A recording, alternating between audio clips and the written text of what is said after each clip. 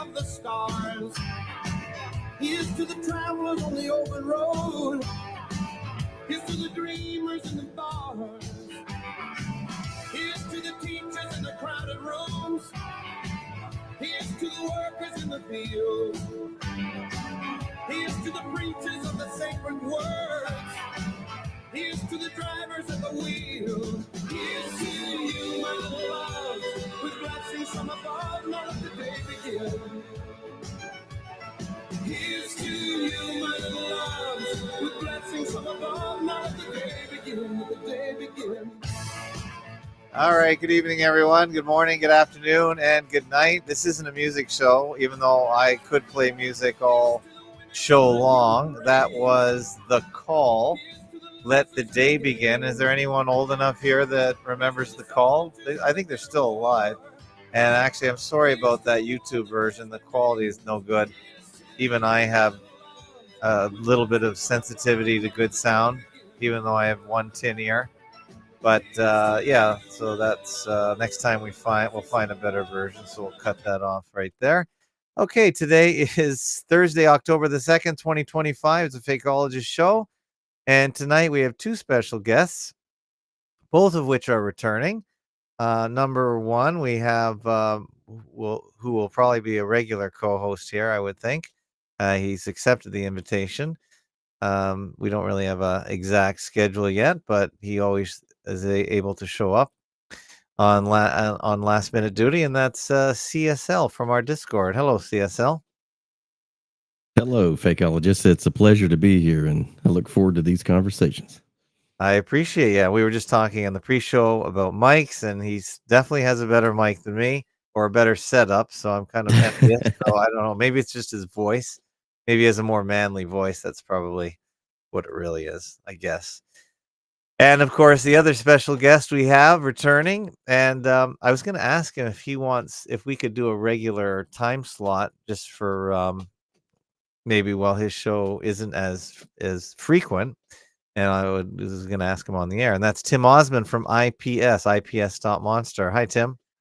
Hey, thanks for having me on. Greetings, Fakeologist, CSL, and the answer is yes. I do need structure. Yeah. In the meantime, and that would be something that I think would get a better showing because it'll be planned in advance. So yeah, if you want to do something regular, let's plan it. All right. Well, Monday is usually the day I don't do anything because I was gonna do my All Shots Clot show, but I kind of lost my momentum on that as that whole COVID thing is fading away. I don't know if it's ever going to start up again. I hope not, but if it does, maybe we could reconsider. But maybe Mondays. But of course, I can redo and reshape my schedule any which way I want since I own the platform. So Monday is not a bad time if you want to try that. But if you want to do Thursdays, it's really up to you. But we can talk about that later if you want. But Thursday it is right now. And I don't think we've talked for a couple of weeks. And I don't know, is your show coming out regularly on Odyssey? Because that's usually where I pick it up. No, I have not been able to maintain the archiving. Okay. So it's pretty much catch it live or miss it. I'm trying to change that, but I don't think we've spoken since they squibbed CK off the world stage. Yeah, I think that just happened because I think we convened on 9/11. And I remember we were talking to Simon Shack. I think you were here. Yes. And he didn't want to talk about that. He wanted to really talk about 9/11. Oh yeah, I was on too, I think, with you guys. Yes. Was that the last time IPS was on? Okay, good. Yeah, I think that was the last time you were here too, I believe. Maybe. Yeah. That's true. And yeah, you're right. He didn't want to focus on the Charlie Kirk thing because we wanted to keep 9/11 as like that date. We talk about 9/11, and that makes perfect sense. Although all these events are absolutely connected. But yeah, that was a great show. Yeah, it was a little busy, but it worked out well. And tonight we'll take calls as well. You guys can call in. I guess I don't have the scroll on the screen, so let me put it down on the screen right now. You can call in at 810-666-1984 if you're in the US. You can join the studio at shortfake.com/restream. or shortfake.com/Discord, or you can call in and you can talk to Tim, you can talk to CSL, or you can talk to me, of course. But I thought maybe we'll debrief IPS on all his research, what he's up to. He's got books. He's always got something happening. So why don't we talk about that, Tim? What have you been doing lately? What's your latest on Charlie Kirk? Whatever you want, wherever you want to go. Well, the thing about this Charlie Kirk thing, which I think a lot of people probably have fatigue by now, but it's a great event to demonstrate certain things about how the alternative media responds and how the mass media responds to, quote, predictive programming. And we can see it. We can see their templated boilerplate responses. It's always the second shooter, and it's just like JFK. It's going to somehow point at Israel. They've already created this narrative and they've just applied it. And the people who aren't given any sort of airtime are those who are saying squibs, that he's not dead. So they've ruled that out before they even get into the discussion. And now you can see all the gatekeepers who won't even go there.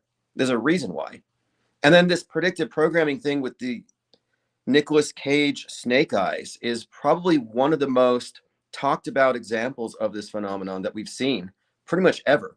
And it's blowing up. And yet what I find interesting is that no one is talking about The Tempest from Hulu, Disney Hulu, The Tempest, which is even more connected to the Charlie Kirk thing than Snake Eyes, and yet it's being ignored. And I'm saying it's being ignored likely because it was released on September the 10th. And you can't explain away real-time concurrent released entertainment that mirrors the PSYOP the way you can explain something from 27 years ago. So this has been a great event to analyze all these things and kind of see that our methodology here has predicted essentially how the media would respond. So I've really enjoyed this particular PSYOP. And finally, I would say that I think that it's that CK is meant to be the new JFK. I think it's that big of an event, even if you can't see it yet. I think that's how significant it is politically and culturally. Okay, what is The Tempest? I'm looking it up on IMDb. I know I've heard you talk about it, but what is it? Where is it? So The Tempest, is it related to the Shakespeare story or no? It isn't, although, it's interesting because the Shakespeare story, The Tempest, is where you get Brave New World and hell is empty, all the devils are here. So no, it's not specifically in fact, I think in South Korea, because it's a South Korean spy thriller, the name is actually North Star or Polaris, I believe. But anyway, it's interesting that they call it Tempest, as you'll see, because here's the basic rundown. On September 10th, this was released, #1 in Japan, Taiwan, South Korea, big movie across the world. In one of the opening scenes, you have this character who's the leader of the New Republicans, like youth Republican Christians. And while in a church, he gets shot on the left side of his neck and He dies. This happened on that day. So then the following episodes, his widow takes over his organization. There's suspicion that she was behind it. And she has to deliver this speech to the world. And she's told, you got to make them cry. You got to deliver a triple axel moment so that they will support you.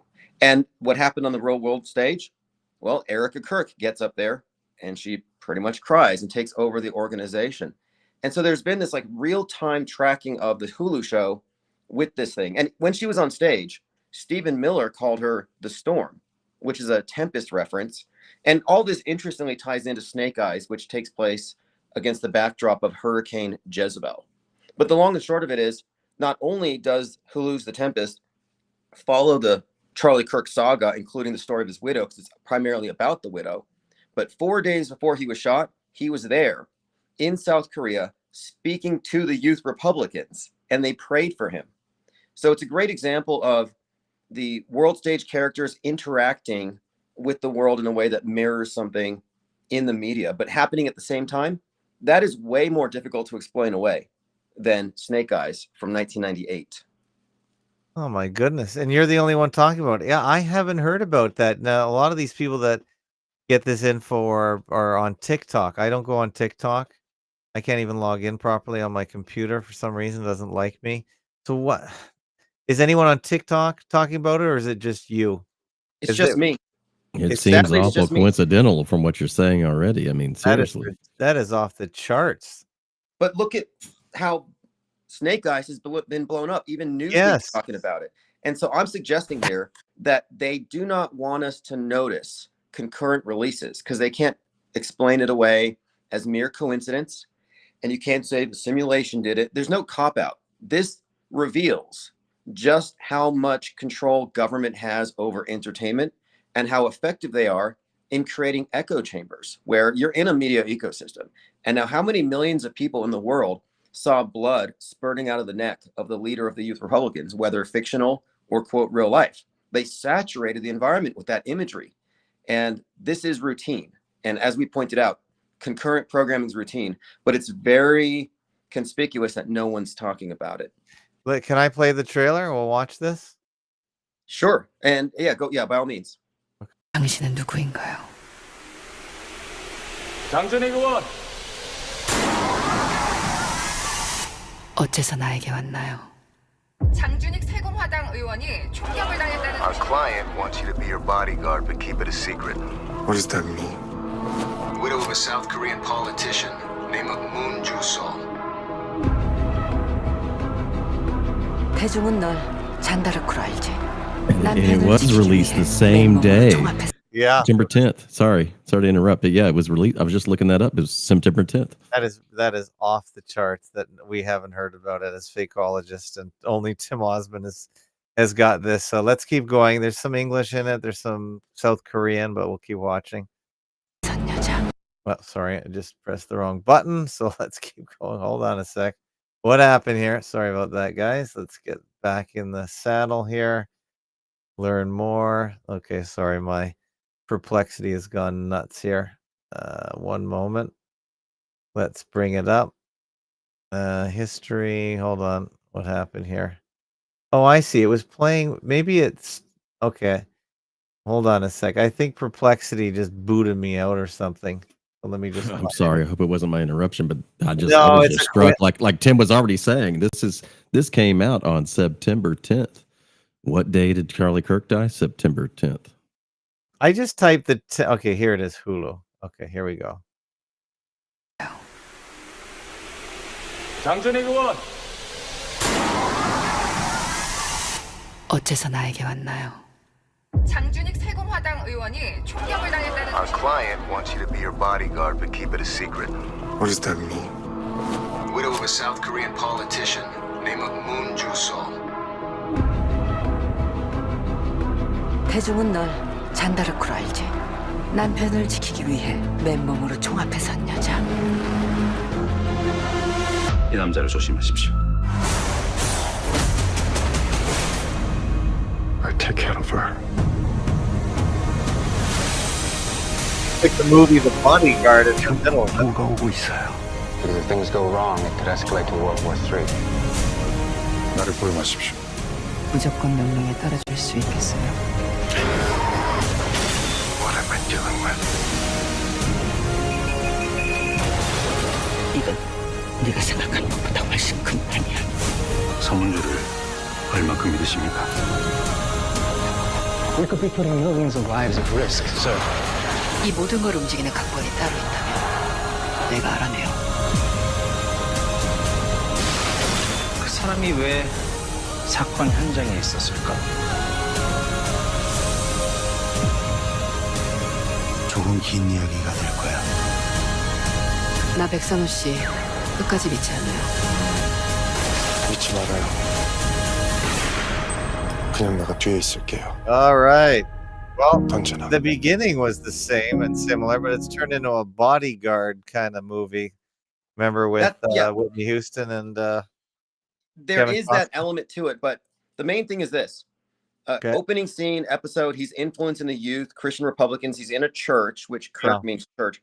But not only, and they don't show it in the trailer, but it's a bloody hole exactly where Kirk got hit. But the story's actually about the widow taking over the new Republicans, which mirrors Erica Kirk taking over Turning Point USA. And right now, the conspiracy theorists are saying Erica was behind it. And at the end of episode 4, the characters are saying, was the widow behind it? So it's actually mirroring the widow in real life. And I'm just like, okay, what's going to happen next? So I'm watching it.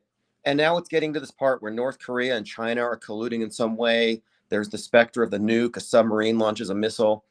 And in the real world, you have similar moves being made. So this is just a classic example that it's not necessarily predictive programming cherry-picked from decades ago, but this is a real-time mirroring in fiction of what's happening. And it's crossed too many lines, too many coincidences to rule this out as anything other than intentional. Yeah, this came out well, this trailer came out it says here 1 month ago, so it was just before. And yeah, it came out August 20th, 2025, the trailer.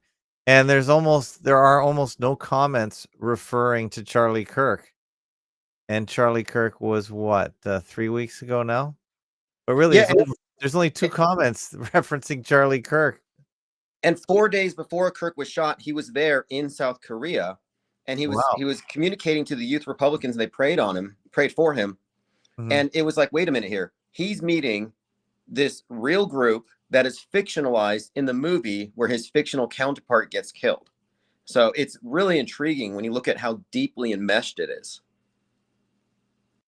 That's great. Yeah, that's amazing. Yeah, there's almost no Kirk stuff. There's people complaining about the representation of Iraqis in this series. So there you go. Nothing really here. How did you find out about it? Someone I know who watches Hulu said, hey, the first episode has this thing. It's just like it. So I looked into it.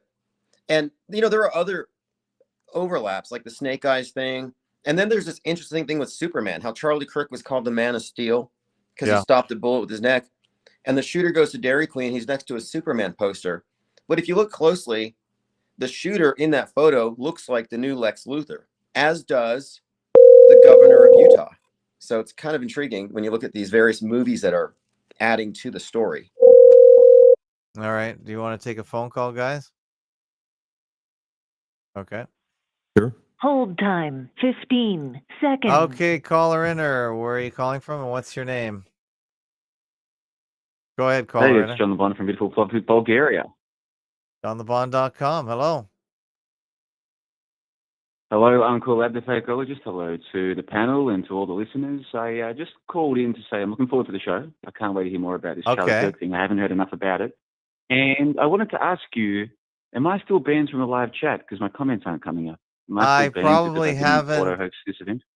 Yeah. Well, I'll have to log in manually and unban you if you promise to be a good boy in the chat. But I haven't gone over any of the YouTube because I don't really go into YouTube. So I can try and fix that. I won't question any more auto-hoaxing. I'm going to get with the program and agree that every news event is 100% fake. I'm going to get with the program. Do you have any? All right. Do you have any questions for Tim Osmond or CSL? Well, I like his work on the Tempest, actually. I've been focused on this Snake Eyes thing because I think it goes way further than all of the misinfo and disinfo people on YouTube. It goes way further. So I'm still caught up with the Snake Eyes stuff and Heads of State. Okay. And Dead Men on Campus. I don't know if you know this, but the VHS for Snake Eyes, the trailer on the VHS, one of the movies they advertise is Dead Man on Campus. Now, what was Charlie Kirk? A dead man on campus. Yes. So what I did was I went and watched Dead Man on Campus, and what I discovered shook me to the depths of my miserable soul. So I can't wait to say about all that and so much more. But first, I need to get back to the live stream chat because apparently I've been unbanned. And all I've got to do to not get banned again is to agree that these events are 100% fake because they're on the TV. So thanks for taking the call, and I'm looking forward to the show. Cheers, guys. Thank you. There goes JohnTheBond.com. First hour is free. Always brings the show back to his problems. Okay. Do you guys have any comments before we go to the next topic or move on? I have one. It was a pleasure to hear from him. Yeah. Absolutely. I would only say this. Auto hoaxers aren't the ones calling everything fake. Because calling everything fake is the same thing as calling everything real. Those are both calls made off of too little information. You can't judge an event automatically real or fake just because it's on the screen. The skeptic pauses before they judge something real or fake until more intel has arrived or you found more info. So that's certainly not us. And I wouldn't say 100% of the news is fake. I would say maybe 5%, but it's the 5% staged events that permeate the entire news cycles and dominate the stories moving forward. I would like to have asked him what he attributes these coincidences to, but other than that, no, auto hoaxers are not calling everything fake. But the real problem is assuming everything is real. Mm-hmm. I take that as a slur against people of our persuasion. I think that's a deliberate insult. Well, you just think everything is fake, so you're as unbelievable or incredible as the people that say it's all real. So I do take that as a bit of a slight, I would say. Well, here's the definition. You're talking about low information disbelief, which is what he's accusing, versus informed disbelief. And informed disbelief is actually heavier than low info disbelief and low info belief. So we are informed disbelievers here. You can challenge us on any statement we make and we can back it up. But anyway, a great call otherwise. Yeah, right. Is there anyone else that has called the Charlie Kirk thing as you have, as we have? Are there any other fairly prominent, and I wouldn't call myself prominent, are there any truther channels describing the whole thing as fake? Because I just finished listening to a podcast that I do enjoy. It's called what's it called? It's the guy that talks, the two Australians that talk about the Roman Empire, or the Anglo-American Empire. Hold on, I'm going to look it up right now and stop talking ignorantly. It's called the On Air Podcast. That's not what it is. The Phoenician Hunter. Sorry, the Phoenician Hunter. It's hard to link to it because he has a private feed, RSS feed, which is annoying on Substack. And I was very disappointed that he thinks the whole thing was real. So is there anyone? There seems to be a dearth in the community that I've personally observed of even questioning whether somebody actually died or got hurt. It seems the narrative is more focused on somebody did die and then questioning, well, how did they do it? How did that person die? How did they get killed? Without even considering that maybe nobody died at all. And that's just been my own observation. Mine too. But what I've realized too is that there's actually a ton. Tim Osmond broke up. I think Tim Osmond is on a wireless connection, unfortunately. In the chat, it says here that Dollar Vigilante called it fake. Dollar Vigilante, I do listen to him. I have linked to him in my forums, and I'll give you one more forum, one more short code. Shortfake.com are my short codes. If you type in shortfake.com/CK, which is Charlie Kirk, it will bring you to the forum topic at Fakeologist Forums, fakeologistforums.com. So that's shortfake.com/CK. And Tim Osmond, just start talking if you come back, by the way. Anyway, what was I going to say? Oh, yeah. So I've linked to Dollar Vigilante. He is also saying it's probably fake, but he's very on the fence about it. He's sort of poisoning the well, as it were, because he equivocates on it. He goes back and forth, and he also goes on about how Gaza is a genocide. It almost is like he has to say that. All right, Tim Osmond, you're back. Tim Osmond is trying to connect here. Are you there, Tim Osmond? Okay, I'm here. Okay, you're back. Okay, I want to make sure I'm back on all channels. Looks like we're good. Okay, my phone overheated, which is, sorry, it's a reoccurring problem. Okay, well, yeah, put it on ice, maybe an ice pack with the battery pack. Yeah, we were just going blow a fan on it. Yeah, put a fan on it, blow on it. I don't know what else to tell you, unless you are. Yeah, Eric Stevens in your chat is saying Jeff Berwick is calling it a psyop. He still thinks he died, though. Yeah, he's not clear on it. Slick Rick is saying conspiracy. Joey says it's fake. If you guys could send me these links, because I'd like to watch some of these guys, because quite frankly, if someone says it's real, I usually have to turn off whatever they're broadcasting on because I just don't have time for that anymore. I don't think we have time to entertain people that think it's real at this point. I think Tim Osmond, myself, I think we've made it quite clear that none of these things are worth considering real at all, ever. Now, here's how I address this now, because some people still think the screen has some authority and I saw it on TV, so it's real. I'd say, what's your evidence for thinking it's real? Because if you're going to assert it's real, you must confront the hoax indicators. And hoax indicators would be deviations from protocol. Where was the police crime scene tape? Where were the ambulances? Why weren't there enough ambulances for that many people? Then there's predictive concurrent programming. There's immediately implemented political agendas like censorship, kicking Jimmy Kimmel off. It gives them tremendous leverage. Then you also have planted narratives and conspiracy theory truther bait, like false leads. All these things are indicators that it's staged. And so if you're going to say it's real, you have to address all of those first, or we can't take your claim seriously because the burden of proof has not been met. So anybody saying it's real is basically kneeling before the screen and just treating it like it's God, like I saw it on TV. And yeah, that's not good enough. It's beyond even just seeing it on TV. What we're dealing with is something, from my perspective, that heretofore we haven't really experienced. Maybe even with perhaps the Trump shooting, but what we're being presented with is what's supposedly legitimate video from people's personal cell phones, right? The idea being that this is someone that was standing there like you and me, holding their cell phone, pointing it at the situation or the event and capturing it versus actual otherwise official footage. And that sort of gives it some sort of air of legitimacy to most people.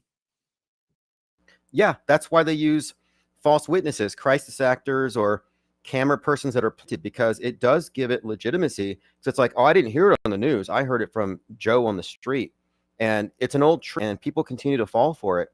And there's no reason to not be suspicious about every bit of video that we get today, especially because of generative AI. And I think as a rule, when it comes to things, we need to be able to deconstruct a staged event without relying on visual deconstructions. We shouldn't have to rely on them making a mistake to fake, because we can tell it's fake just by the content and the surrounding information. So these days, I try to approach this as a blind skeptic. Like, how can I deduce if this is real or fake without relying on the actors screwing up? Yeah, CSL, you sent a link to Exploring Shadows on Substack, and it looks like this guy is just... Yeah, that first video there, you just scrolled past, Ab. Okay. So that's the picture. The very second one right there, the odd. Yeah, take a look at that. That's something new that I just recently came across. Okay. So is he questioning, or is he just... Well, supposedly this is a new angle, and he's talking about this little puff of smoke. Right. Okay. Mr. E did another video on this topic, and I think he was highlighting this exact did he? Yeah, I may have missed that. Yeah. But really, it's still lending credence to the idea that this video was done in real time, number one, and number two, the guy died. Right. Would you agree? So is this guy just poisoning the well, or just keeping everyone confused? And the goal of psyops is not to convince, it's to confuse. Would you agree with that statement? I would agree, and that is exactly what's... Well, I'm not sure what this individual's motivations are, other than potentially, like you said, poisoning the well. But from my perspective, he's questioning the narrative. But he's adding confusion. That's really what it is. He even actually acknowledges that just the fact that we're even talking about it as if it were real is part of the problem. He does, okay. And Candace Owens, CO initials, stands for controlled opposition. Oh, and he points that out. Candace Owens, the CIA's controlled opposition narrative seeding specialist. Also an androgyne, probably. What do you think, Tim Osmond? Is the goal of psyops to convince or to confuse? I think it's confused. Here's the thing. I think that there's like 24 conspiracy theories about Charlie Kirk and who did it. Second shooter, third shooter, space lasers, exploding microphone, all these various theories. But those are all part of one meta conspiracy, which is confuse the alternative thinkers. And as long as they're confused in all these various rabbit trails, they're not going to question the essential premise, did it even happen? So they effectively transform a what is it question into a who done it. And all the whodunits are going to point at Israel, just like it did with JFK, 9/11. So it's template. And real life doesn't follow templates. And this has mirrored the JFK thing in so many ways that alone is a hoax indicator. You know that Charlie Sheen came out with a Netflix show on September 10th, and he was on Joe Rogan talking about the JFK assassination, and he was joking somebody threw something at him from a balcony and sniped him and hit him in the head. They're talking about this when it happened, and then they announced it. So so anyway, I'm just looking at this thing as highly suspect, and anybody out there spouting conspiracies is there to confuse. And here it is here. Joe Rogan Podcast, check it out. The Joe Rogan Experience. Train by day, Joe Rogan Podcast by night. By the way, Tim Osmond, I don't know if I've asked you this before. Do you think these numbers are real for Joe Rogan? His YouTube channel, 20.3 million subscribers.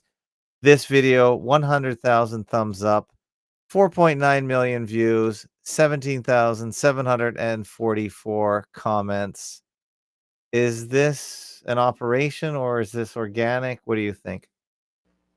That's a very good question, because I don't personally know anybody who follows him, but I'm not necessarily a good barometer here. But I think it's largely overinflated and exaggerated because they're so insecure about alternative views getting any airspace that they must feel significantly threatened, because they're entertaining all these conspiracy theories and trying to fight them, but they're not talking about the squibs.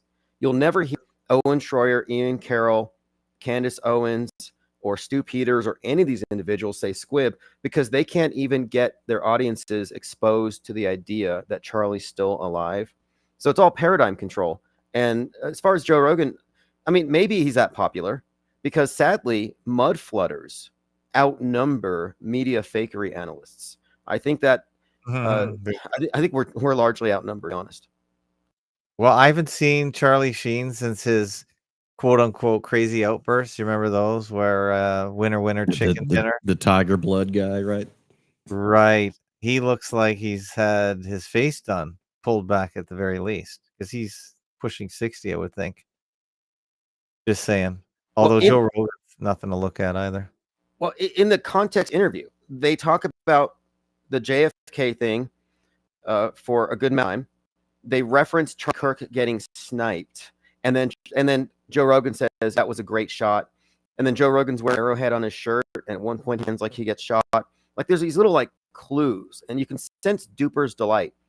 And then at the end of it, they're like, "Oh, Charlie Kirk just got shot," and all this in the context of Charlie Sheen suddenly reemerging on the world stage on September the 10th.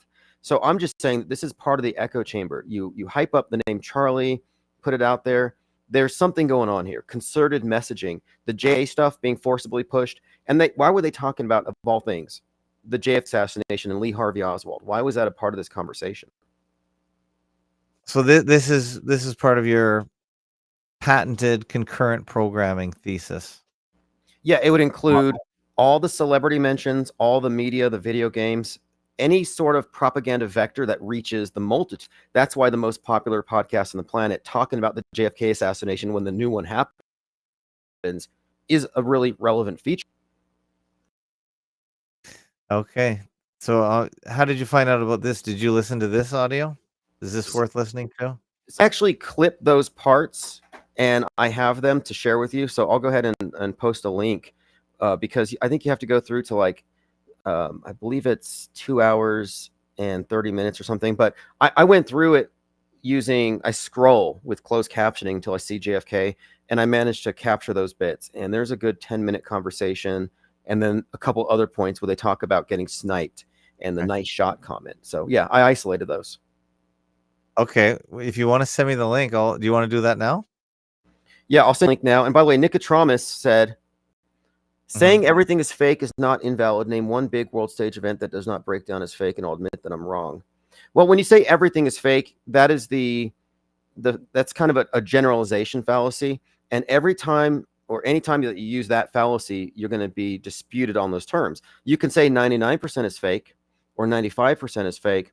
But like when you say everything's fake, that means the weather's fake. That means the mundane local news is fake. So to get away from that terrible argument of trying everything's fake and defending, or rather refuting even the normal stuff, you have to admit that no, it's actually not. And if you could take the stance that it's the small percentage of fake news that steers everything, then they have less of a refutation to what we're positing here. Because when you say everything's fake, you get comments like from JLB, which sarcastically just dismiss everything that we're doing, which is in fact very nuanced, far beyond just saying everything. Yeah. And JLB wasn't banned for that. He was banned because he's asking annoying things and that he knows the answer to the question. So I call that trolling. And as for your super chat, I don't get super chats on my channel, Nico Trauma, so I'm not used to even seeing them because I can't receive them. So I do see it in the chat now. So if I guess Tim Osmond gets super chats. Are you supposed to read all super chats? Is that the normal protocol? Because I think he was a little miffed that he had to do 2 to get noticed. Yeah, I was actually offline, I think, when the first one came through. But yeah, I did see his question. I certainly wasn't avoiding it.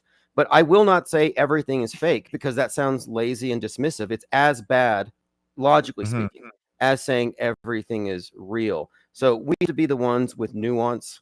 Otherwise, we're going to be absolutely just dismissed. And I'm going to post a link below. That's your point to the JLB point, right? The fallacy of what he was saying, that, well, I will agree from this point forward that everything is fake, and that is not at all what any of us are saying. Yeah, he's ridiculing and mocking, as far as I'm concerned. That's he's being dismissive and facetious. He's mocking. He's annoying. Okay, I'm putting a link in the chat for you, fakeologist. And so what you're going to see here, this is to one of my blog posts where I put down about 11 minutes long. You don't have to play it all, but it just goes through the Snake Eyes, Tempest, predictive programming. And in that video I posted in the private chat, it does have the JFK references in the Joe Rogan thing. Fantastic. Yeah, I'm looking forward to this. Yeah, okay. The 1998 movie starring Nicolas Cage. So you put this video together yourself?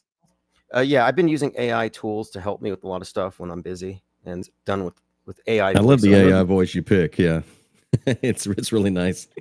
Is that a good way to do it? So you obviously type the script in and let AI read it. Is that better because the AI doesn't make a mistake in speaking or speech? Is that why people are using it now? Because I'm seeing it in most videos now, new videos. I think there's a couple of reasons. One of them is not everyone is well practiced in reading, narrating, and speaking. If you ever try to do an audiobook, you know how difficult it can be. So it's nice to be able to outsource that.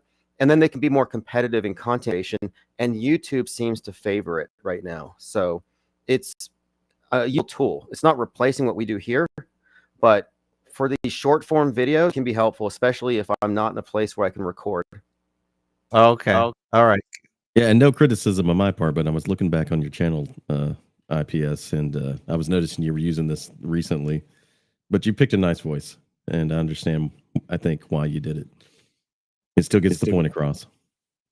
Exactly. And people who are unfamiliar with the channel may hear these clips and it might intrigue them. And I'm trying to mimic the style of this genre of videos on YouTube that primarily deals with philosophy. And so I thought that voice is precisely the voice for what we need here, because we're not conspiracy theorists. We're engaging more in philosophy, if you ask me. And it's really hard to download stuff off Substack. I guess my program that I normally use is not up to the task, and I just find it a real nuisance because they don't give any way to download it. I guess they also want to count the views and the positions of entrance and exit on the videos for their own algorithmic and statistics. But I'll try and grab this video and put it on. You can see I have it on, it's on YouTube as well. If you scroll down, that's the YouTube. Oh, this is it right here? Same thing? Yeah, and you can see there I've got Charlie Kirk right there. And, I mean, Charlie Sheen. All right. So yeah, you did this a week ago. So that's pretty cool. Let me put a link to this as well. So this is maybe you can get it over there on FAKotube then, maybe.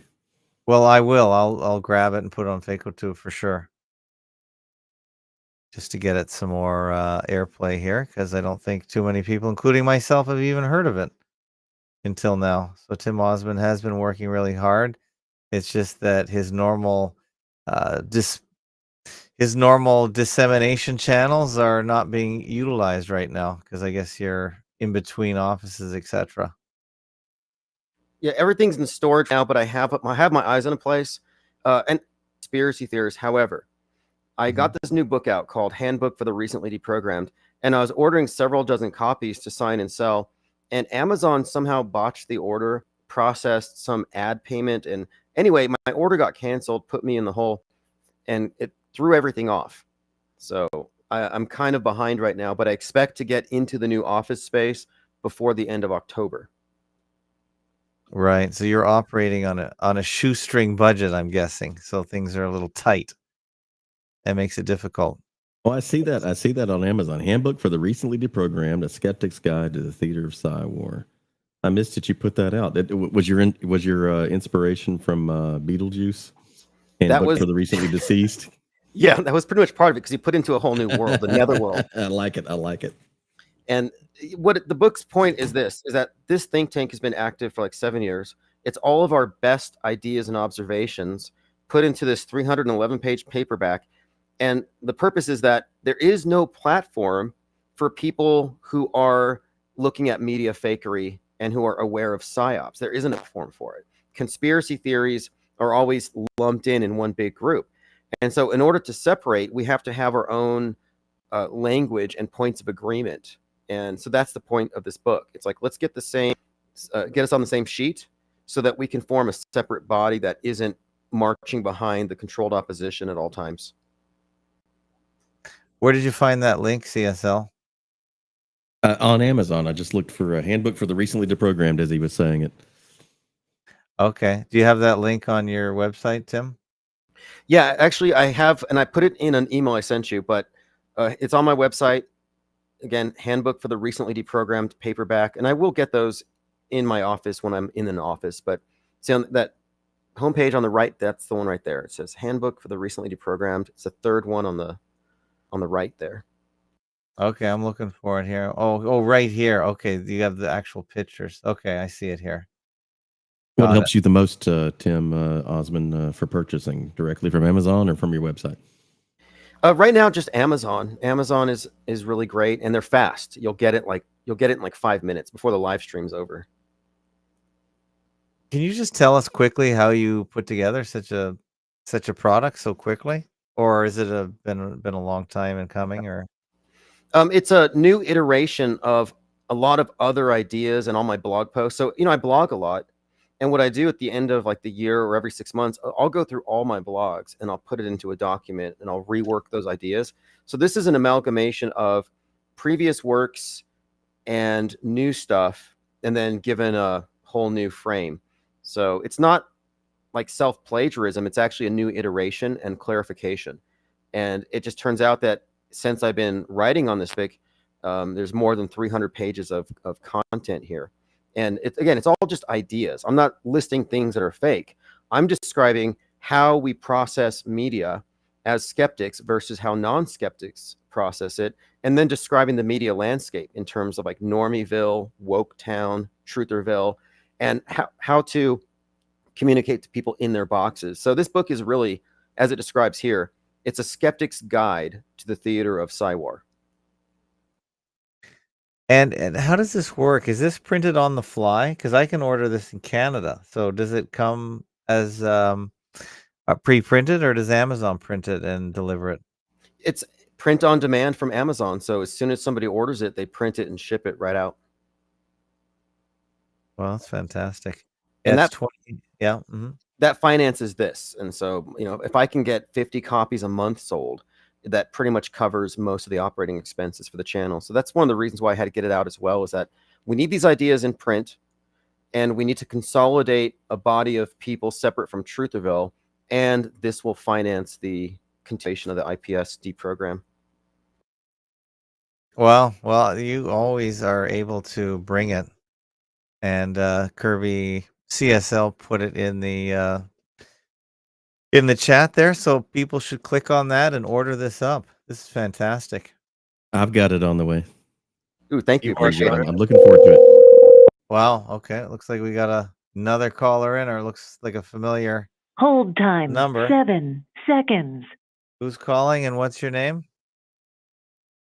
John LeBon from beautiful Plovdiv, Bulgaria. You're back. Yeah, I had a question for the panel that I should have asked earlier. Quick Okay. question. Do you think it's okay if someone thinks this event is probably fake, but they don't say it's 100%? They're like, maybe it's real, but probably it's fake. Or do you think you have to be 100% certain it's fake? Because that's what I got banned for. And you told the audience I got banned for asking questions. The question I got banned for was, why are you 100% certain? That's why I got banned. So I'm still not clear here. No, Are we allowed to think maybe it's real? Or do we have to agree it's 100% real? I told you why you got banned. That's why I got banned, for asking why you're so certain it's fake. That's why I No, got banned. you were asking troll-like questions, and that wasn't necessarily the What did question I I ask? can remember. What was my question? Okay, John, I'm not Which gonna question did I make get the banned for? show's not gonna be about you. We'll answer your question now. Do you want to answer it, Tim? So I guess my question would be, why the confusion? Like, what's the basis for the ambiguity when it fits a template of previous fake events and it has all these hoax indicators?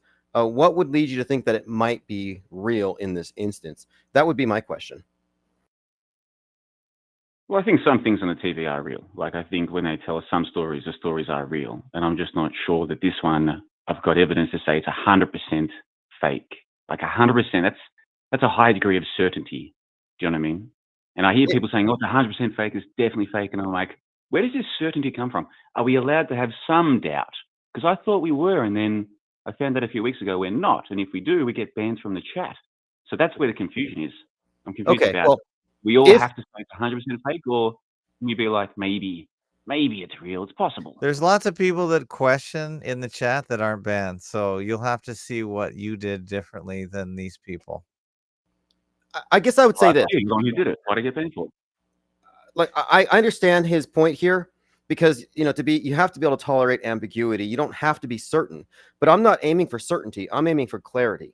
Like, I have clarity as to why I don't believe it, which is different from a false certainty of I know it's true.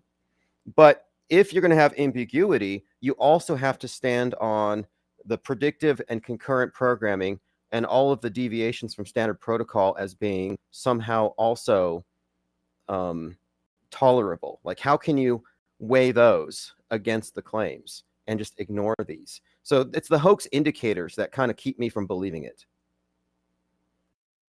And yeah, that's fair enough. Like, they indicate it's probably fake to me, but I'm just saying, like, it's probably fake. I can't say it's definitely fake. And if someone says to me, oh, maybe it's fake, maybe it's not, I'm like, fair enough. We don't have to be a religion about this, do we?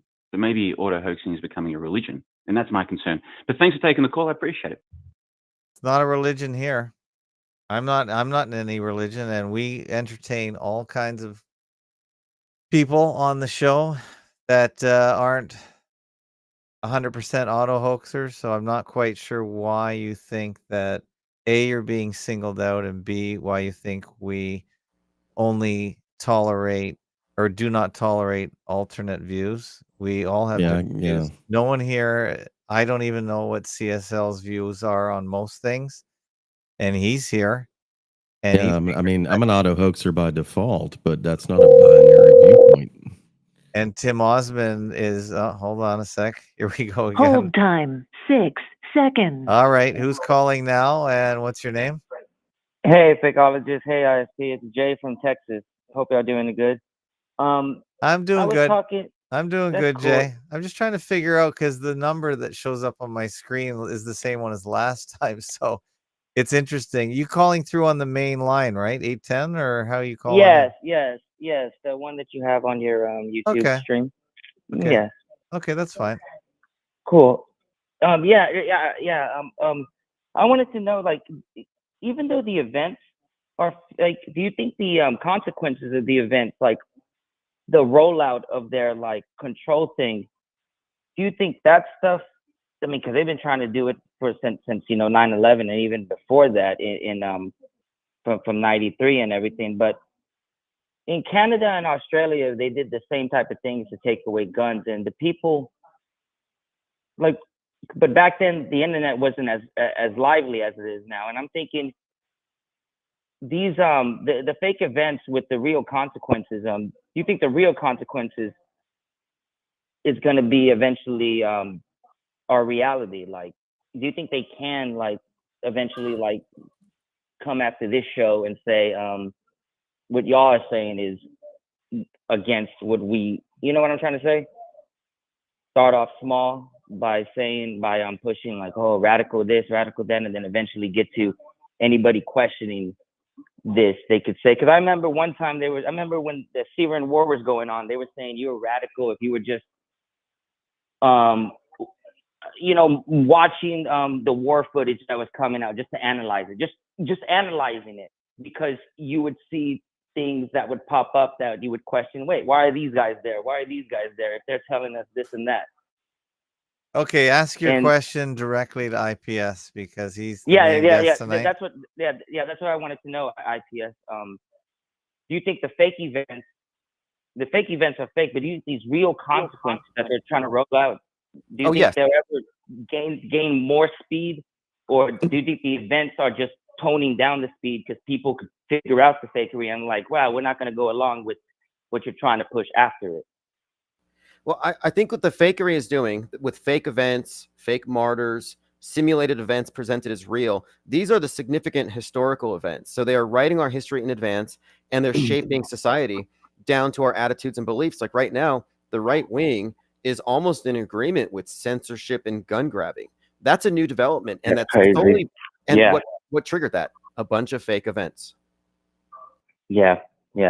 They're real big on even like now with the whole 9/11 story. If you even question that, you're considered in some circles like a terrorist supporter or dishonoring victims. Well, it's going to be it's scary. Well, they're intimating that it's going to be hate speech. That's where it sounds like they're going. Whether they'll ever follow through, I don't know.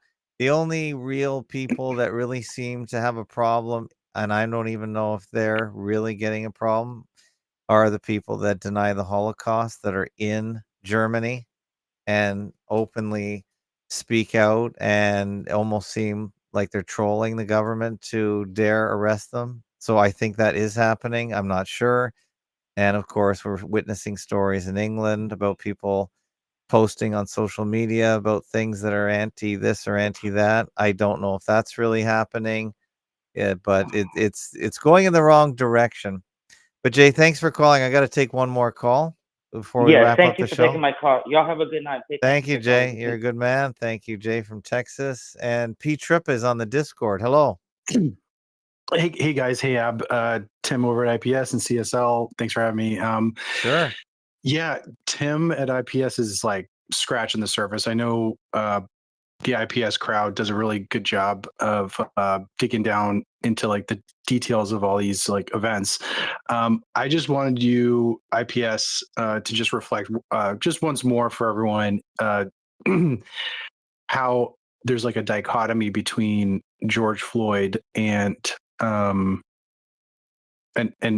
Charlie Kirk events. But it emphasized one thing, that there was an improvement in the event, in the sense that, you know, we didn't really see George Floyd like, you know, assassinated or whatever. You know, he was kind of like behind a car. There's a couple angles. Hold this one time, had like 7 seconds. Sorry, I just answered the phone. But caller, just stay on the line because we got P Trip. Multiple people's phones. It was very unique. Wonder if you can reflect on that, and I'll take my, I'll take my call offline. Thanks. Thank you. That's a great question, P Trip. Yeah. P Trip is great. He's on our Discord on the weekend. Go ahead. Sure. Okay, so there's this thing I brought up because October 14th is Charlie Kirk Appreciation Day because it's his birthday. Well, that also happens to be George Floyd's birthday. Well, the night before Kirk was shot, he said in response to the blonde Ukrainian woman being killed on the subway, he said, "White America," this is what said by Stephen Crowder, he said, "White America, this is your George Floyd moment." And they were comparing it to a George Floyd moment to catalyze the right wing to rise up the way the left did after the George Floyd event. And I compared the two as martyrs. But the way it makes sense, because they're completely different characters, but there's a duality here, and it reflects the ends of the political spectrum. So woke left, the ultimate oppressor is systemic racism. That's who killed George Floyd. Woke right, the ultimate oppressor is Israel. And who killed Charlie Kirk, according to the far woke right, like Candace Owens? Israel. And so you're just seeing these mirrors in these two, and it goes down to their birthdays. Now, if you look at the political organization that has occurred in response to the death of Charlie Kirk, it's certainly analogous to what we saw with BLM in terms of the numbers, the organization, the chapters of TPUSA, the youth movement with all their T-shirts, the freedom logo. So I'm saying that these are analogous martyrs that essentially validate the worldviews of the political extremes, no matter what the people in the middle think. All right. Good answer. Very good. And we have another caller in. Where are you calling from, and what's your name? Hello, this is Coyote Smoke and Mirror calling from Los Angeles. Colloidal Smoke and Mirror. Wow, that's Coyote. Okay. All right. I want. Can you spell it? Because I want to type it in. Yeah. Coyote. It's COY. OT. Okay. L. Okay. COYOTL. Oh, Coyote. Okay. Yeah. Yes. Coyote Smoke and Mirror. Tim is familiar with me. Okay. I just want to put you up on my screen from LA. Okay. There you go. You're gonna be. Your name is in lights on the video. There we go. Go ahead. What's your question for the great Tim Osman? Yeah, Tim. Thanks so much for joining up with these fellows here. You spoke about a number of indicators, right? That are bizarre. Like where's the death certificate? Where's the autopsy? Where's the doctor coming out and saying he's passed away? Instead, we get the information from Trump and Netanyahu. A number of indicators that just show how staged and fake this is. Do you remember we never got this? Have we ever seen from all your experience? Have you ever seen an example where we got to see the actual event so clearly repeated and shown online in real time? I mean, so many people and so many children witnessed this, blood spurting out of, fake blood spurting out of Charlie Kirk's, tube under his fake skin after the squib went off in his T-shirt. It looks very real, like any movie would be, right? You wouldn't show your child a movie. Have you ever seen Twitter or any platforms allow this to be shown for such an extended period of time and so quickly? Ooh, good point. They let this go.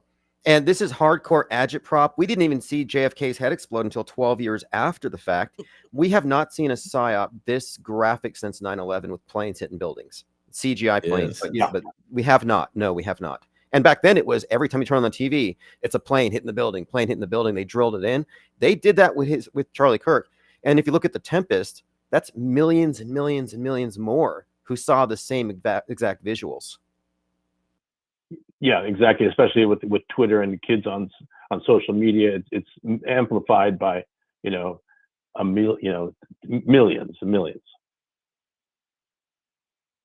Great question, great observation, and that the question is, why are they letting this go? Why can we watch this guy get his throat blown out? Isn't that somehow a violation of their graphic content policies? It seems like they gave it a pass in order to have maximum effectiveness. Yeah, it's too strange to explain this. I mean, that alone was, that alone is just beyond. It's almost irresponsible to the point where. I would answer. Now you were asking Tim, and excuse me, Tim, but I mean, yes, please. I would say that the answer is no. We've never been presented with something like this to this level. Heretofore, right? To this level of degree of actual, it's basically a snuff film that everyone was witness to. Yes, that's for sure. Yes. And I'm glad you said snuff film, because the bloody guardrail, that's what I term it. There's this one barrier that keeps people from looking at media fakery. And that is they think they're seeing a snuff film, not a magic show. And my argument is that it's primarily a magic show. It's never a snuff film. And that's what they treated us to. If it was real, would they be showing it? And I think the answer is no. I think It would No. be censored, right? Is that the assumption, right? At that point, they'd be blurring it out. It'd be well, it's censored, the also official evidence. video. It's evidence in a potential court case. So I don't think any evidence, any names, anything, any evidence is released into the public, because if there was ever a jury trial in real life, they wouldn't be able to find a jury that wasn't completely and utterly tainted. All the details have to be explained to a virgin jury, so they're not prejudiced against any aspect of the case. So there's no way any of this would be released in real life. But we're so used to movies, we don't know what real life looks like. And when you broadcast this thing far and wide, you're guaranteeing that everyone will have heard something about it and be completely biased and not be able to serve on a jury. Does anyone remember juries? That's why I say media has taken the role of judge, jury, and executioner. And before the end of one episode, they unmask the villain. I call it Scooby-Doo justice, because real life justice doesn't take 25 minutes to solve. That is correct. Yeah, I saw your video on that you recently posted, Tim Osmond, where you kind of were writing out on the paper there, and you mentioned the Scooby-Doo justice of it, where you're just unmasking the villain. That's exactly what happened, right? Before even they caught this Tyler Robinson guy, the guy that was claimed to be the shooter, they already had a narrative about who he was, what he was doing, what he was about, and so on and so forth, ultimately to just then unmask him Scooby-Doo style, like you said. And one more question: have any of you looked up on the YouTube, for example, samples of Hollywood people showing you how a squib is done on movies? Because I've seen a montage one time, and I'm trying to find it, but it was a montage of squibs on movies, like a Walter Hill film, where you see all kinds of, or the movies like The Way of the Gun, where there's constant shooting. Whereas nowadays, of course, on John Wick movies, they use CGI. But as early as 20 years ago, they were still using squibs to explode a bullet out of people's chest. Of course, we know that when a bullet goes into a guy wearing a T-shirt, for example, in real life, you wouldn't even see the hole really. The person just drops and the blood comes out the back. But on movies, the blood always pops out the front and right, just for a graphic effect. In the video, especially the second video we've now seen, which you guys just showed from the upper balcony angle on the close-up, you can see clearly how the shirt is puffing up, a huge amount of air. And in the actual, Hollywood, how we do it kind of video I saw on YouTube, there were many examples of it. The shirt always puffs out like that when the squib explodes and the blood flies out. So when you do it in slow motion, you can see how the T-shirt, it looks exactly like a squib looks when they do it on a Hollywood, shoot up movie. The shirt pops up and then they even show how when they slice a throat, how there's a tube of blood underneath fake skin, and they cut a hole in advance, and then when the thing spurts up blood, then the cut opens up again to imitate a slit throat. So it's so commonly done, and it looks so real when I watch this YouTube video. Have any of you seen that kind of how we do it in Hollywood kind of videos? I got something on the screen now that I just found on X, even though when I did a search, a couple porns came up. Why is porn on X? Just unbelievable. But anyway, yeah, I've got a montage that I've got where he's talking about squibs, and he's showing squibs, and I'll put a link to it into the show notes. Yeah, John Cusack in The Grifters. If you find that there, it's actually censored on. This is interesting. If you go to YouTube and you look for The Grifters John Cusack throat scene where he cuts himself with glass.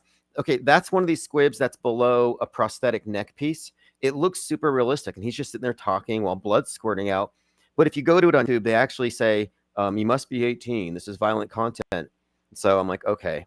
But what anyway, do you search for? John Cusack what? John Cusack, The Grifters, neck wound. And that's a 1990 film.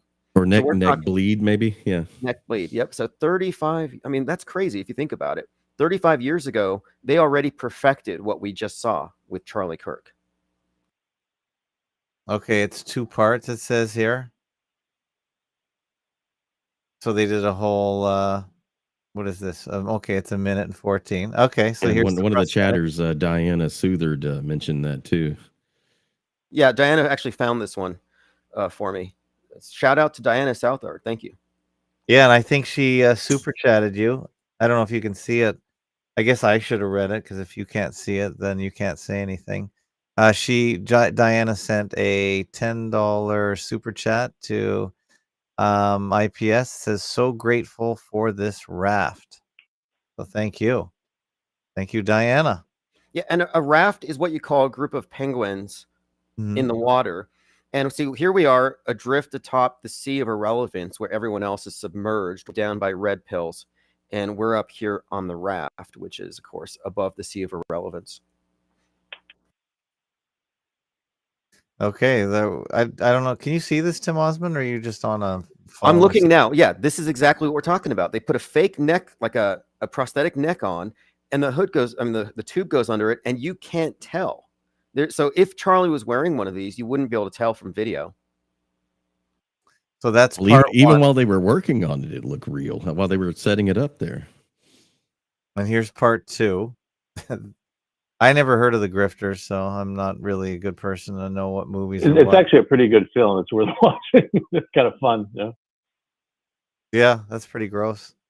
No, I didn't get a warning on my end. Is that probably because I pay for YouTube?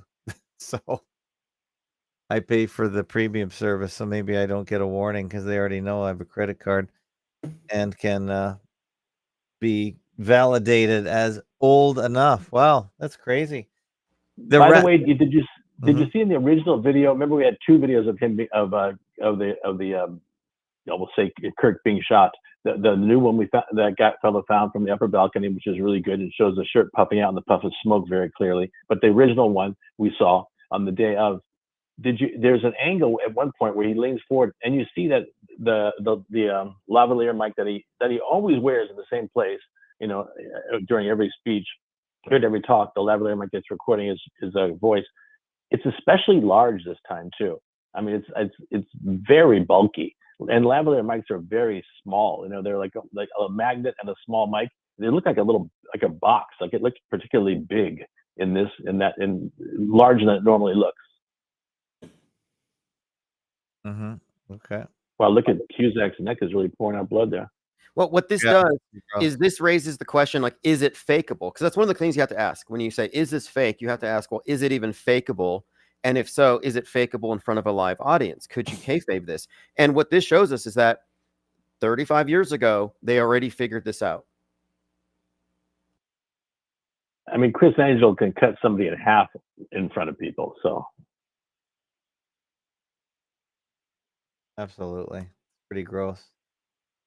Gentlemen, a real pleasure. Keep up the good work. Yeah, I put a link to your Twitter page. This is Quaodal Smoke and Mirror, and I put a link to it because I found it while you were talking, and I got lots of links. So thanks for calling in. Good show. You're the best. Appreciate it. Have a good one, gentlemen. Yeah, everyone here is the best. This is a good show tonight. We've been going about an hour. I always believe we should always leave the audience wanting more. Tim, is your phone holding up okay, or is it getting hot? Actually, I switched to my laptop, so Okay. I'm fine.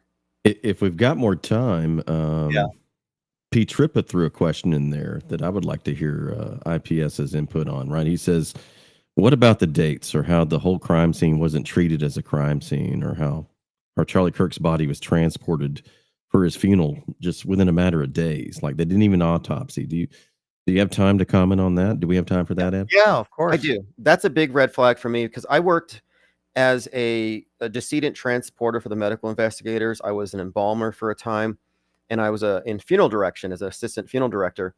And what I know is about the timelines. So from the point where he's killed, first of all, there's no crime scene tape. That's a deviation from protocol. There weren't the usual number of there were no EMTs. Why weren't there EMTs? You got to, he injures my spine with a bullet. Please stabilize my C-spine before you move me. Don't just roughly throw me in an SUV like a sack of potatoes. But that aside, right?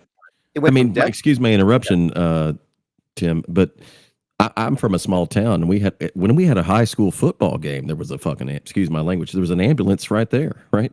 Every time. Where was the ambulance? Well, someone actually found the regulations for that university, and for every certain number of people, they're supposed to have a corresponding number of ambulances and personnel, and that was just absent. So that's very peculiar. That's a deviation from protocol. That's a hoax indicator. But generally speaking, the homicide, first of all, they have to have the coroner sign off the person's dead. They have to preserve the integrity of the crime scene. They moved the chair he was sitting in. Like, these are all things you would want to keep in place intact so that the person could be convicted. So everyone there tampering with the crime scene committed crimes. But regardless, the turnaround time is from the point where you die, then you have to go to the morgue, then they have to do the autopsy. And if it's a homicide, they're doing a full-on autopsy, meaning even the brain's removed. Everything is open. And then after that, it has to go to the funeral home before it can be transported. So then it has to be closed up, sewn, and put into a casket or whatever. But what we saw was he dies on 9/10, but on 9/11, they're already parading the casket around. It goes on Air Force 2 with J.D. Vance. And I thought less than 24 hours is actually a remarkably fast turnaround for autopsy and then restorative funeral home embalming operations, and then going into public display. That's a really fast turnaround. I've never seen it. Generally, there's a process involved. Like, maybe they could rush it hypothetically, but I've never seen anything that fast. And that's just anecdotal, but to me, that's a red flag. And I thought either he's not really dead, or he is dead and they want the PR stunt of having the body on 9/11. So it's just a dummy in the casket. But regardless, having him in the casket the next day is pretty much unheard of from my perspective.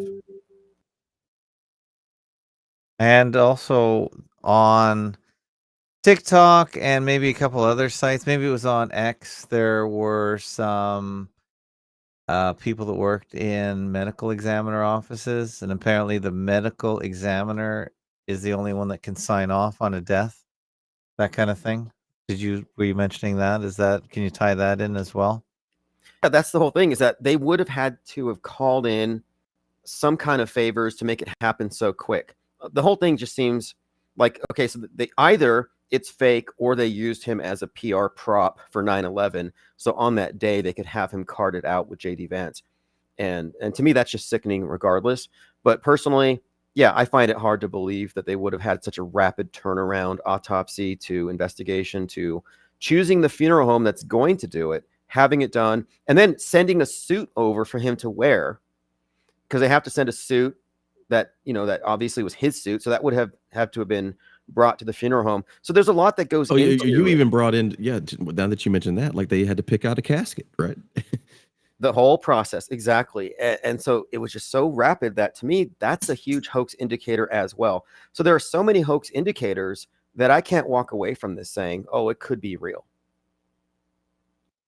And if there are a few really glaring problems, is it not the saying falsus in unum, falsus in omnibus? Isn't that not a legal term where if one or two or three things are lies, then you have to take the whole thing and discount it if it's the same source of information?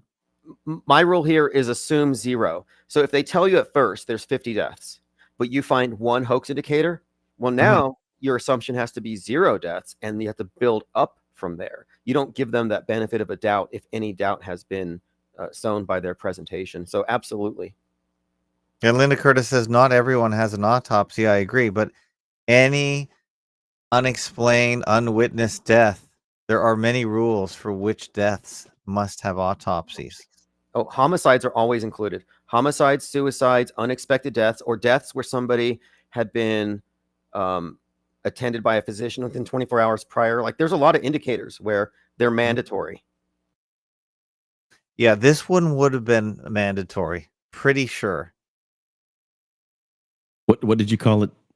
IPS deviations from protocol? Yeah, exactly. As part of the indicators. Exactly. And those need to be addressed by those who are saying it's real. And, really quick, to address what the previous caller had said about how auto hoaxing is a religion, what he meant was dogmatic. Are we dogmatically saying everything's fake?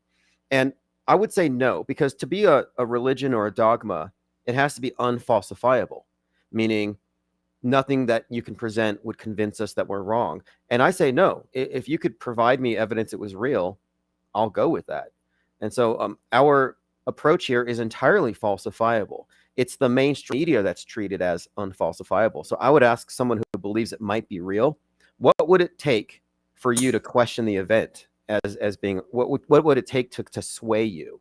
How many hoax indicators will it take for you to say, okay, this was fake?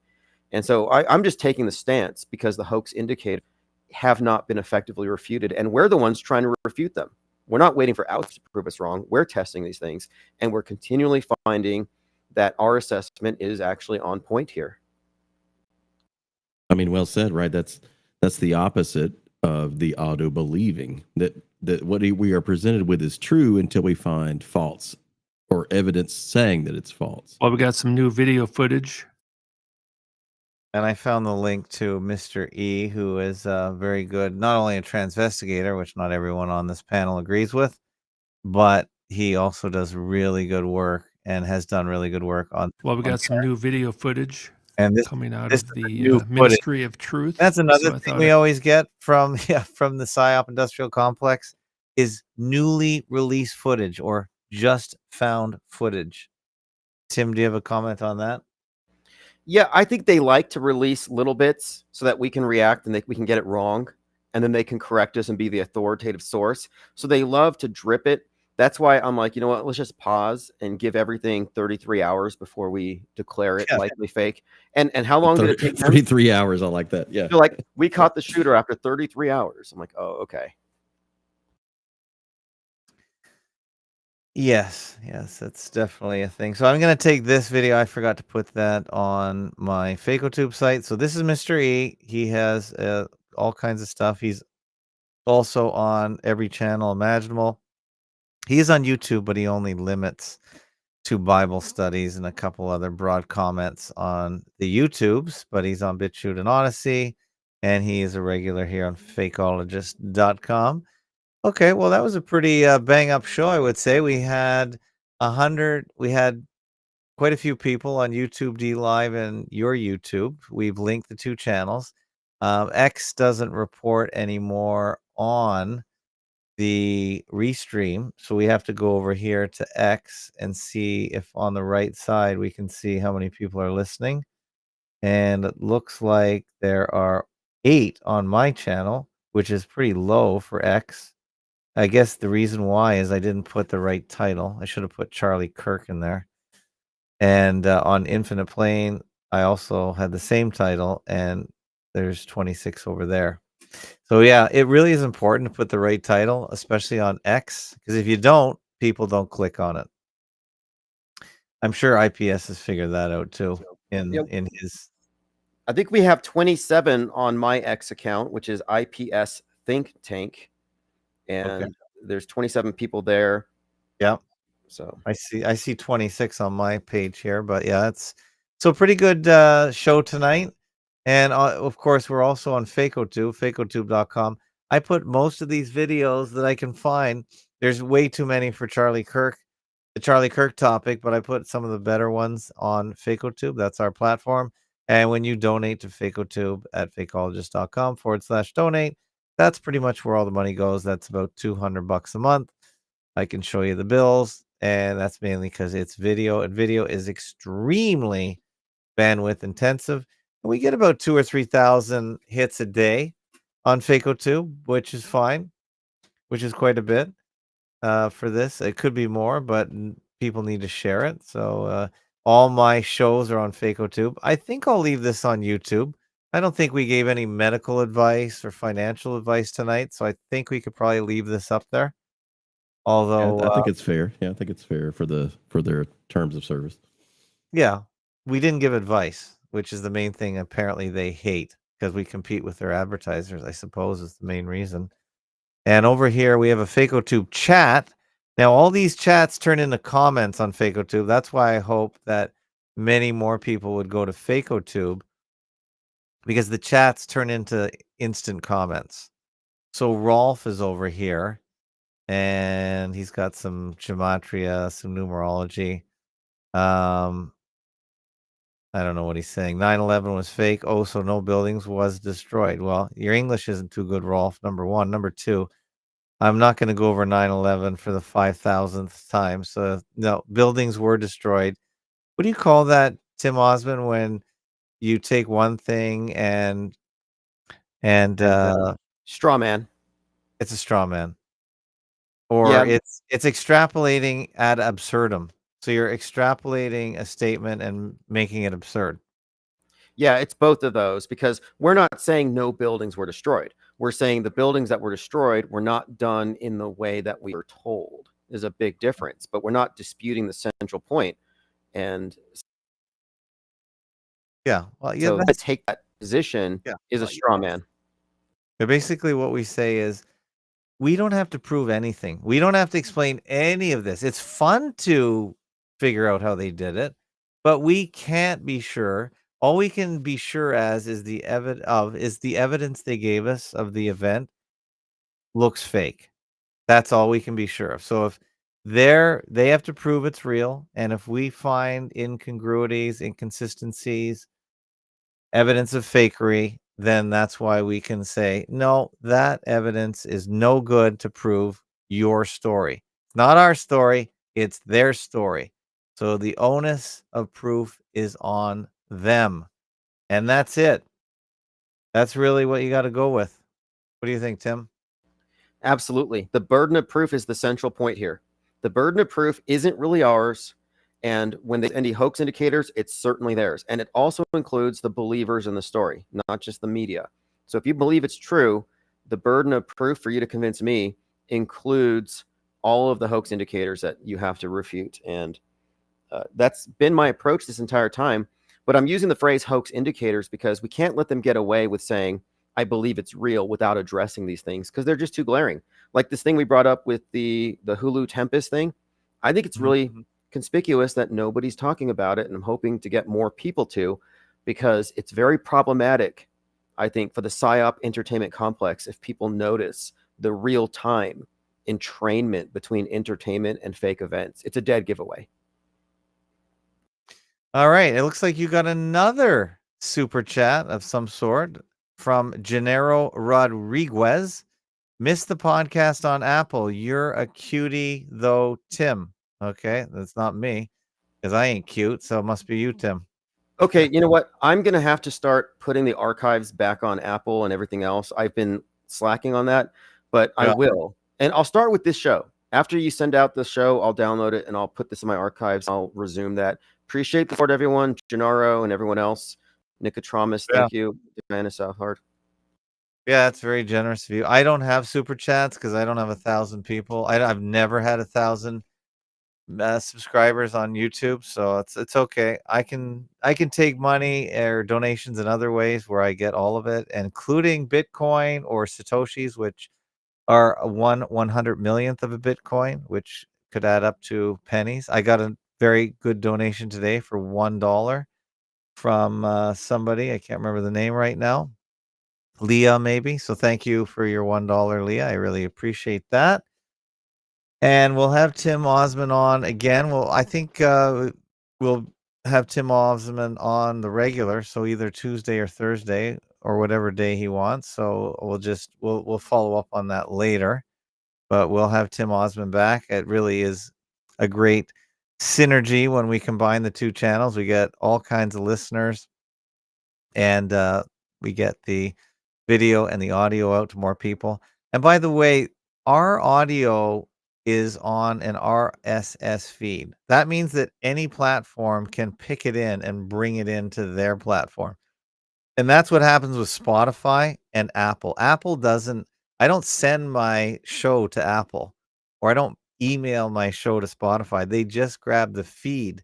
Now, anyone can grab the feed, which I think they should do with a Podcast 2.0 compatible podcast listener. I use Podcast Addict, the #1 podcast player on Android, and there are others like Overcast and Podverse on Apple. So you guys can just get the feed on there directly. Apple doesn't censor it because Apple has no control over the feed. All the audio files are on my server. So just so you know, a lot of people are really confused about how audio feeds work, but that's how they work. So my feed is there, or you can go to fakotube.com and download the video or play the video, or you can even download the MP3 generated by FAKotube, which is separate from the audio that I generate, which has a pre-show on it. And we had a bit of a pre-show today playing with the microphones. So there you go. So that's how it works.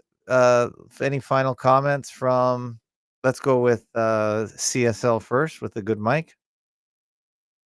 Yeah, so Ab and Tim Osmond, it's been my pleasure to be a part of this, and I think this has been a great conversation, and I look forward to having IPS on the show even more.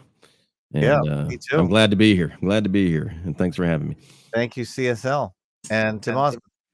Yeah, appreciate it. And thank you, CSL, for purchasing the book, supporting this. And I think this is a great synergy because we're merging our audiences who are specifically informed from this perspective, what I call the off-world stage perspective. And this is the basis upon which we need to organize, because the Trutherville has pretty much taken this entire realm of media analysis and mixed with misinformation, mixed it with controlled opposition, talking points that we've long since debunked. So we need to have a separate platform, and that's kind of what we're doing here. And I just hope this continues in the future. And so, yeah, I look forward to doing a weekly show. We'll let people know what, and I think that'll be very productive. That'll be good. Well, you're doing the research all the time. I really appreciate your research. I like your show. I've been missing it mainly because it's not showing up in the normal places. So we'll definitely have to get up to date with all your research, and you're doing books and all the things you do, the PSYOP playing cards. It's a lot. So people need to support you, and I'm glad that you can make a living off the book and whatever else you do. So thank you so much, IPS.monster. Thanks everyone for listening, and we'll continue with the musical guest tonight, The Call. I think it's an old band from Santa Cruz from the 80s, and I'm from the 80s music and I like it. So here's I Still Believe from The Call. So thanks everyone for joining, and have a great night. All the best. Bye-bye.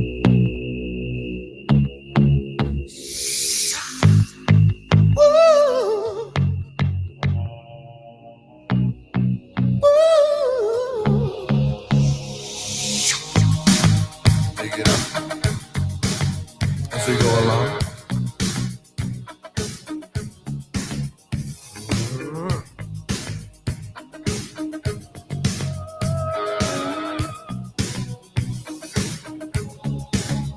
I've been in a cave for 40 days, only a spark to light my way. I wanna give out, I wanna give in. This is our crime, this is our sin. But I still believe through the pain and through the grief, through the lies, through the storms, through the cries, and through the wars. Oh, I still believe.